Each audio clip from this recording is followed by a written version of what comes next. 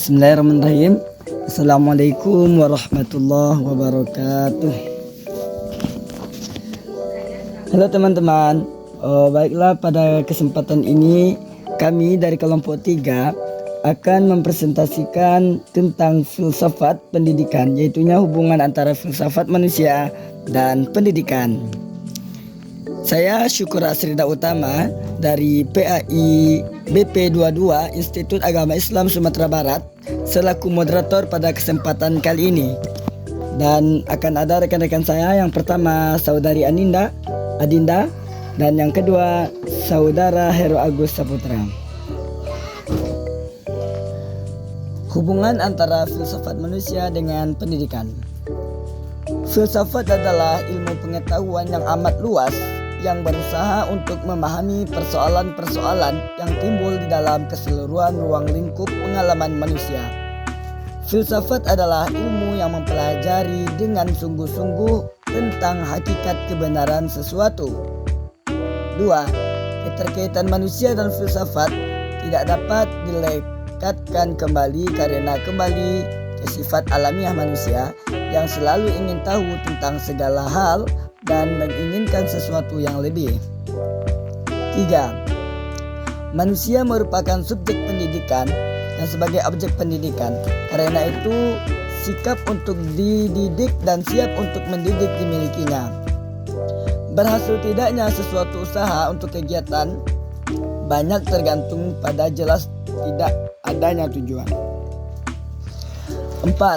Maka pendidikan di Indonesia mempunyai tujuan pendidikan yang berlandaskan pada filsafat hidup bangsa Indonesia, yaitu Pancasila. 5.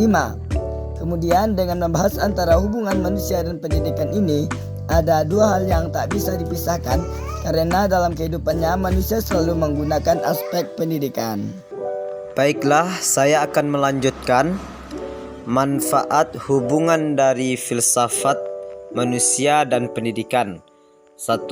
Kemampuan manusia mengembangkan diri, yakninya kemampuan inilah yang menyebabkan manusia berpeluang untuk membentuk dirinya baik secara fisik maupun mental. Yang kedua, filsafat dalam pendidikan dan manfaatnya. Secara sederhana, filsafat pendidikan ialah nilai dan keyakinan filosofis yang menjiwai, mendasari dan memberikan identitas atau karakteristik suatu sistem pendidikan. Yang ketiga, manfaat mempelajari filsafat manusia, yaitu kita akan dibawa kepada suatu panorama pengetahuan yang luas, dalam dan kritis yang menggambarkan esensi manusia. Selanjutnya, kebenaran menurut pandangan filsafat dalam bidang ontologi, aksiologi, dan epistemologi. Yang pertama, ontologi diartikan tentang bagaimana mencari hakikat kebenaran dan kenyataan dalam keilmuan mengenai apa dan bagaimana kebenaran yang kita cari. Yang kedua, aksiologi merupakan cabang filsafat yang mengkaji nilai kebenaran, keindahan, dan religius yang berasal dari nilai-nilai leluhur hidup manusia.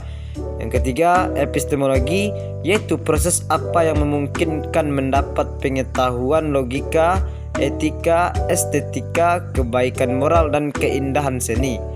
Pandangan filsafat tentang hakikat manusia.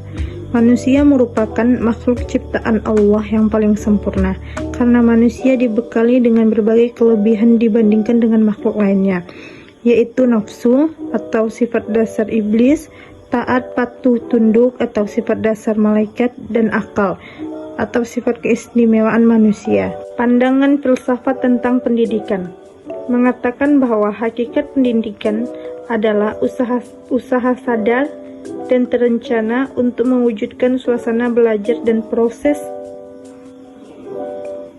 belajar agar peserta didik secara aktif mengembangkan potensi dirinya, kepribadian, kecerdasan, dan akhlak mulia. Baiklah, terima kasih perhatiannya teman-teman. Hanya itulah yang dapat kami paparkan, kami dari kelompok 3. Saya Syukur Asrida Utama selaku moderator, dan ada rekan-rekan saya Saudari Adinda dan Saudara Hego Saputra. Jika ada kesalahan kata, penulisan, atau kurangnya dari isi pemateri kami mohon maaf. Sekian dari kami. Assalamualaikum warahmatullahi wabarakatuh.